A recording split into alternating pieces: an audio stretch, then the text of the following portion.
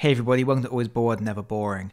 As some of you may know, early in 2019, I played Dungeons & Dragons for the first time.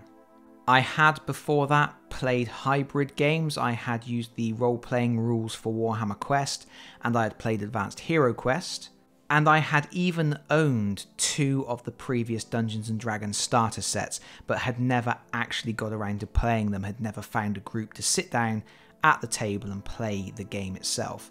So I really didn't know what to expect. I purchased the starter set, which is actually a really fantastic product. I'm very, very impressed with it. It's incredibly comprehensive, and it comes with the scenario, the Lost Mine of Phandelver, which, if anything, is too long because there is hours of content in this box. And it turned out that the group that I was playing this with, we all fell in love with the game, really, and we have so much fun playing it. And it really did start to get to the point where we wanted to wrap up the Lost Mine of Phandelver and move on to our own adventures. We wanted to create our own characters. I, as the Dungeon Master, certainly wanted to start creating my own adventures for my group of heroes to go on, and we wanted to wrap up Phandelver and get on with it. So if anything, yeah, it was a little bit on the long side, but we did feel that very early in 2020 we would have the whole thing wrapped up and we would be able to progress with our own ideas. But of course, back at the beginning of 2020, we didn't know what 2020 was going to be. And of course, 2020 has been rough for everybody, and some people have lost so much. Some people have had to deal with incomprehensible things, losing loved ones, losing jobs, losing their homes. It has shaken up the entire world, obviously. And within that context, missing out on playing Dungeons & Dragons with my mates really doesn't rate very highly on the list of the big issues of 2020. But this is Always Bored, Never Boring. This is a channel about gaming, so I am going to talk a little bit about the Lost Mine of Phandelver and where we actually got to in our campaign. And before I go any further, obviously, spoilers. I'm going to be talking about the Lost Mine of Phandelver campaign. I am going to be talking about incidents that have happened on that campaign and where we are now, which is right towards the end of that campaign. So if you're not a dungeon master and you don't want to ruin what is coming up in the adventure for yourselves, probably best to avoid this video. But anyway, we actually got surprisingly close to finishing. My team of heroes did actually find Wave Echo Cave. I had actually drawn up Wave Echo Cave. Look, spoilers of the first bit of Wave Echo Cave. I had actually drawn the map. Although, to be honest, I had actually tailored the map somewhat. I had looked at the final dungeon and it seemed a little bit lackluster to me. It seemed like one combat after another, a series of linked rooms with each room having just another fight in it, which seemed a little bit weak after the rest of the campaign had been so strong. So I actually had gone through the effort to change up the map. I had shrunk it down, I had removed some areas, I had linked some other areas together, I had created what I thought was slightly more interesting interactions between the groups of monsters and how they would interact when the heroes came into play, and was even thinking of a way to link it back to something that had happened to my group that had made a side villain more of a villain than the main villain. Because during our playthrough, my group of heroes had a serious run-in with Venom Fang the Green Dragon. Venom Fang was living in a ruined village that the heroes went to in search of information regarding the location of Cragmore Castle. They were supposed to be getting those answers from a hermit who lived there, but that didn't pan out. They had a run-in with some cultists, which resulted in a lot of cultists being set on fire, and the hermit wouldn't really speak to them. So they had no other option but to speak to Venom Fang himself. And this created an interesting situation because my heroes were terrified of Venom Fang. There are only 3 heroes in the hero party. There are not a full complement of heroes, so they were somewhat outmatched in terms of going in to fight Venom Fang, so they thought they would try their luck at negotiation, knowing full well that green dragons are cunning, and while they may stick to the letter of the law, and while they may make deals that they will honour, they are generally unpleasant creatures that you need to take care with. Venom Fang, of course, knew the location of Cragmore Castle, and Cragmore Castle is a goblin den where Gundren Rockseeker is being held captive.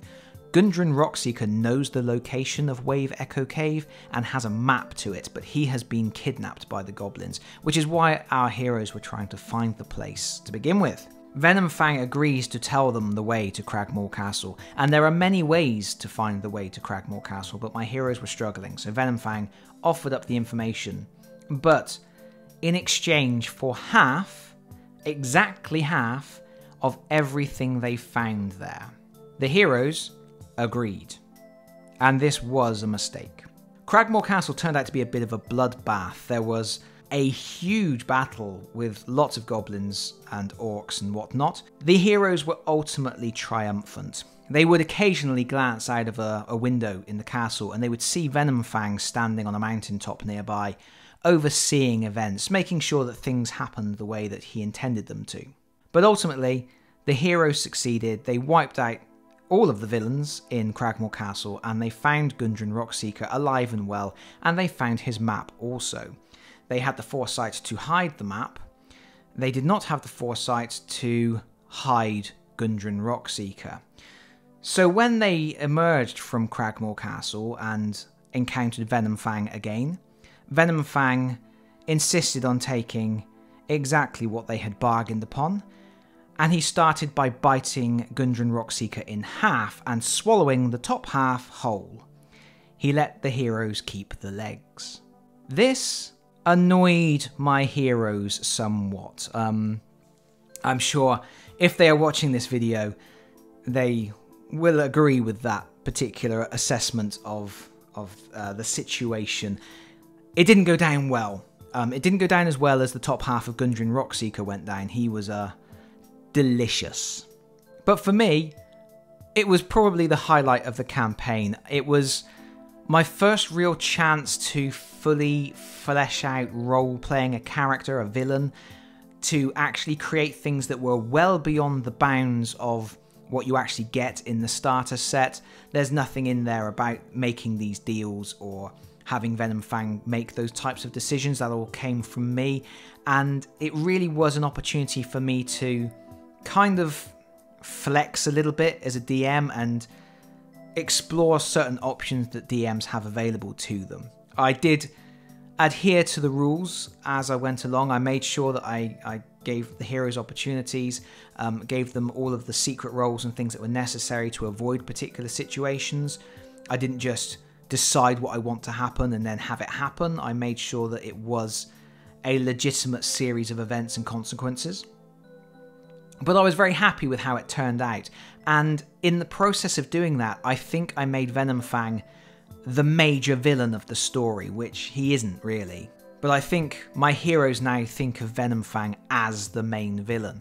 So I was beginning to think of a way to actually link Wave Echo Cave and the exploration of Wave Echo Cave with a way that they could get their revenge on the Green Dragon. And I think that would have been a much more satisfying conclusion to this campaign than just finding and exploring Wave Echo Cave and dealing with the main baddie as presented in the adventure as written. It was really interesting to me. It was interesting to see how, as a group, we forged a completely different story, and I really enjoyed seeing how the heroes acted, how characters that weren't major characters became more important, how things changed. Really fantastic, and I think it really showed the joy of Dungeons and Dragons, and it really made us want to keep going, get through Phandelver, so we could actually have more of those experiences within a world that we had created for ourselves. Unfortunately, the day that we were supposed to meet up to actually play the final encounter, the exploration of Wave Echo Cave, the country went into lockdown for the first time. And that was it for our campaign. The Lost Mine of Phandelver remained lost. Of course, there are ways to play Dungeons & Dragons online, but that just doesn't appeal to me. I'm sure there are lots of people that have managed to carry on playing their campaigns online and have enjoyed it, but for me, there's something about getting around the table with a group of my favourite people and having that face-to-face interaction and being able to look them in the eye when things are going badly and laugh at them, or, you know, encourage them to make something happen that's really interesting.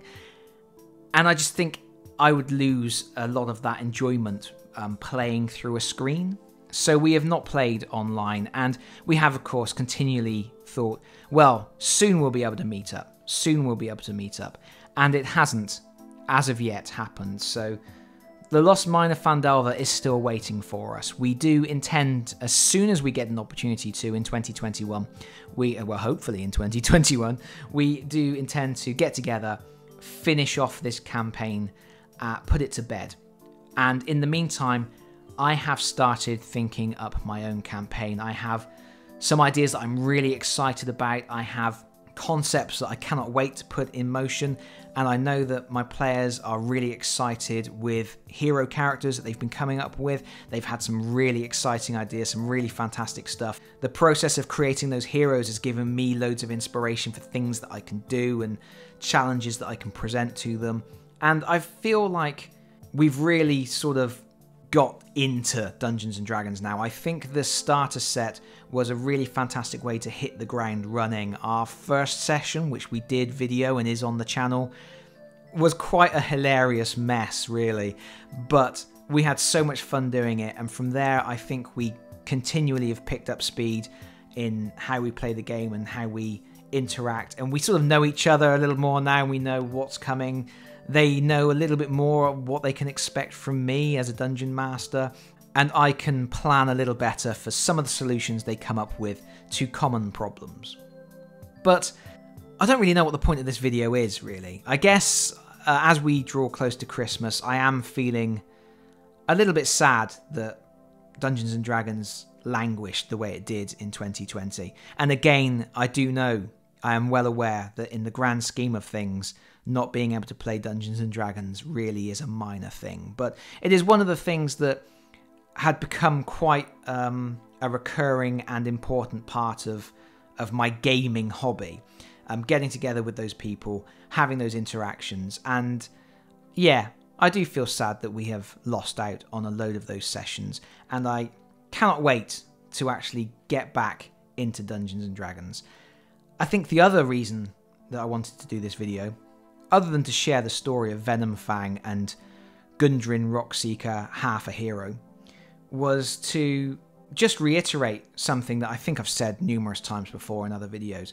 This starter set is fantastic. I don't know if we would have got as involved and interested and as skilled as players as we are at this level without this starter set. It really is an excellent product, and I cannot rate it highly enough.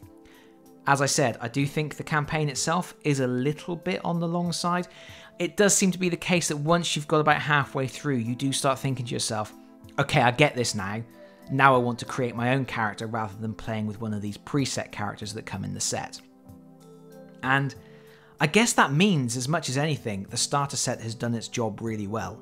If, before you even get to the end of the adventure, your mind is buzzing with ideas for what you want to do next, if your mind is already racing with the possibilities of the adventures you're going to have, the starter set has done exactly what any starter set should do. This is an excellent product for an excellent game. I am very happy that in 2019 I was encouraged to run the campaign for my group of friends, and I very much hope that in 2021, myself, my friends, and everybody who watches this channel and everybody else who games and hobbies gets to have those moments where we all gather around a table and try and bite each other in half. That's it from me for now. Thank you so much for listening. If you've enjoyed the video, please consider pressing the like button. If you really enjoyed the video, please consider subscribing if you don't already do so. And hopefully, I will see you all again very soon. Bye bye, everyone. Bye bye.